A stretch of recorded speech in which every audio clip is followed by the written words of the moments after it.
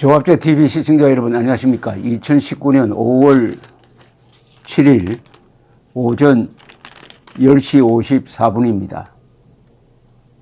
김대중 전 조선일보 주필, 현재는 김대중 고문이 오늘 문재인 정권 심판 11개월 남았다라는 칼럼을 썼는데, 이 칼럼의 요지는 총선으로 문재인 정권을 심판해야 된다.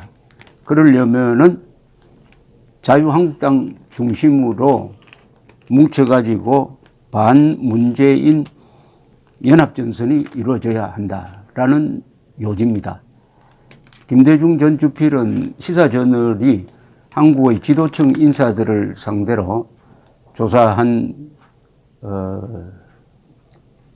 우리나라에서 가장 영향력 있는 언론인으로 오랫동안 꼽혔던 분입니다. 이 글은 여러 칼럼 중에서도 아주 특이합니다. 첫째가 문재인 정권 심판해야 된다는 점을 분명히 하고 있습니다. 그리고 문재인 정권은 이미 돌아올 수 없는 다리를 건넜다라는 시국 판단을 하고 있습니다. 그리고 대안은 자유한국당뿐이다. 라는 점도 명쾌하게 지적을 하고 있습니다. 신분이 고문이니까 조선일보 소속이죠. 그러니까 이것이 조선일보의 공적인 자세냐 하는 점이 아주 궁금해질 것이라고 판단이 됩니다. 외부 필자 같으면은 그 사람의 개인 의견이고 본사의 의견과 일치하지 않을 수 있습니다 라고 이렇게 밑에 주가 들어가는데, 이 경우에는 직원이니까 이게 조선일보의 공식 의견에 가깝다, 적어도 배치되지는 않는다, 이렇게 판단해야 되겠다고 생각합니다. 이 언론사의 칼럼이 어떤 정치적 입장, 선거에 임하는 데서 어떤 특정 정당을 확실하게 비판하거나 확실하게 지지하는 경우는 매우 드뭅니다. 미국에서는 뉴욕타임스, 워싱턴 포스트가 보도는 공정하게 하지만은 사설을 통해서는 특정 정당 후보, 이번에는 오바마 후보를 지지한다든지 누구를 지지한다는 자세를 분명히 하는 게 전통으로 되어 있습니다. 그 전통이 아직 한국에서는 객관성이라든지 중립성을 강조를 하는 언론 풍토에서 는 아주 이례적인 것이라는 점을 전제로 하면서 제가 문재인 정권 심판 11개월 남았다는 김대중 칼럼을 제가 소개를 해드리겠습니다. 기가 막혔다. 지난 3일 문재인 대통령이 사회원로 초청 간담회에서 한 말은 문 정권에 대한 마지막 남은 한 가닥 기재조차 가차없이 발로 차버렸다. 국정농단이나 사법농단이 사실이라면은 그것은 아주 심각하게 반헌법적이기 때문에 그 부분은 타협하기 쉽지 않다. 자기들이 국정농단이니 사법농단이니 레테레를 붙여 2년간 실컷 두들겨 패면서 갖고 놀다가 이제 와서 사실이라면 이라니. 그게 변호사 출신의 어법인가, 아니면 염치를 몰라서인가요? 또 살아 움직이는 수사라서 정부가 통제할 수 없다고 했다. 정치적 견해 차이 때문에 죽어 있던 것을 자기들이 도마에 올려놓고는 나는 아닌데 쟤들 때문에 시기라니 의의가 없다. 진보 보수의 낡은 프레임을 없애겠다고 했다. 진보 보수의 개념은 이 지구상에 광의의 정치가 존재해온 이래 있어온 프레임이다. 스스로 진보의 기수임을 자처해온 그들이 왜 갑자기 초연한 척하는 것인지 의아하다.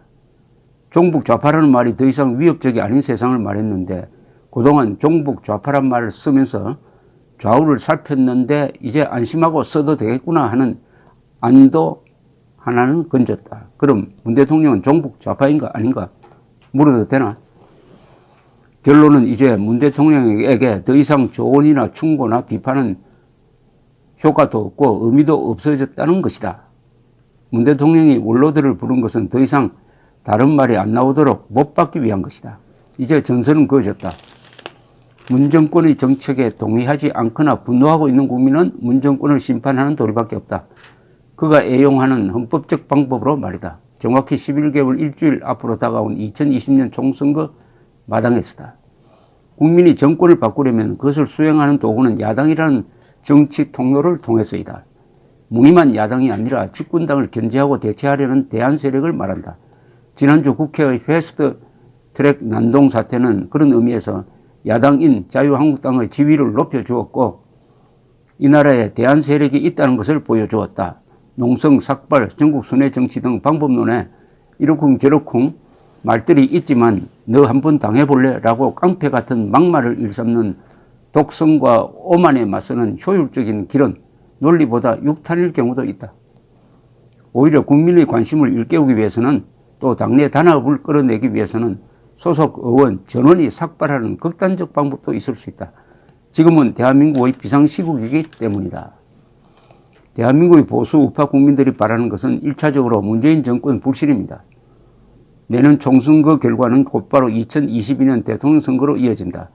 민주당이 온갖 수단을 총동원해 집권 20년을 몰아붙일 것이니만큼 한국당도 죽기 살기로 임해야 한다. 내년 총선에서 지면 한국당은 없어진다. 모처럼 당이 제대로 모습을 보여줬다고 자만하면 또다시 친박, 반박, 비박 싸움이 되살아나면 국민은 가차없이 한국당을 버릴 것이다. 먼저 황교안 당대표, 나경원 원내대표 등 당 지도부의 역할이 중요하다. 당내 여러 정파와 만나서 토론하고 교감하고 양보할 것은 양보해야 한다. 모든 반문 세력을 망라하는 것이 중요하다. 김무성 의원 등 이른바 탄핵 찬성파도 자중할 것은 자중하고 사과할 것은 사과하고 협조할 것은 해야 한다. 유승민 의원 등 바른미래당파도 머뭇거리며 계산하지 말고 한국당에 합류해야 한다. 모두들 다음 국회의 한 임기는 쉰다고 선언하고 모여야 한다. 무엇보다 심각한 것은 박근혜 문제다.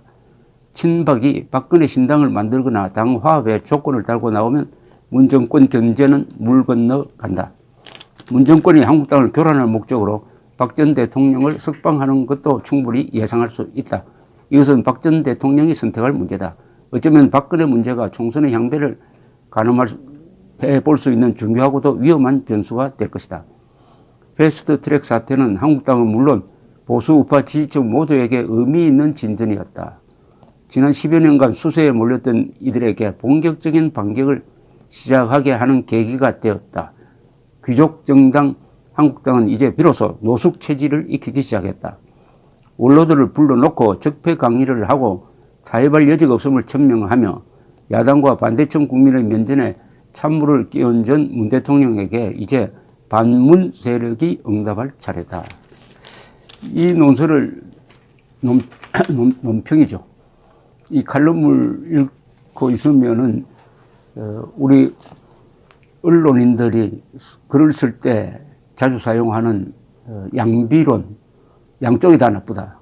또는 양시론, 양쪽이 다 일리가 있다라는 태도를 버리고 딱 한쪽으로 선택을 한 것임을 알 수가 있습니다. 그것은 문재인 정권을 심판해야 한다. 대안은 한국당뿐이다. 한국당 중심으로 뭉쳐야 한다.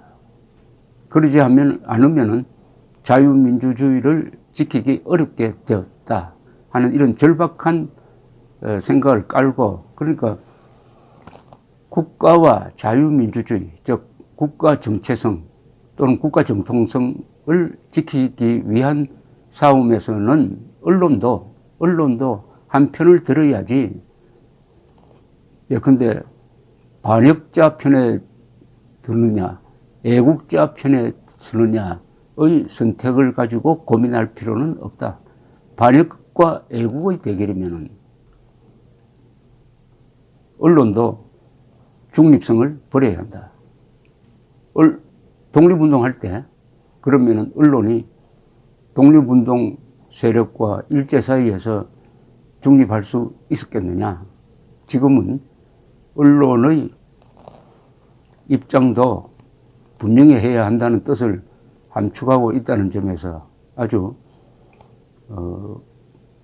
주목할 만한 글이라고 생각합니다. 우선 메시지가 분명합니다.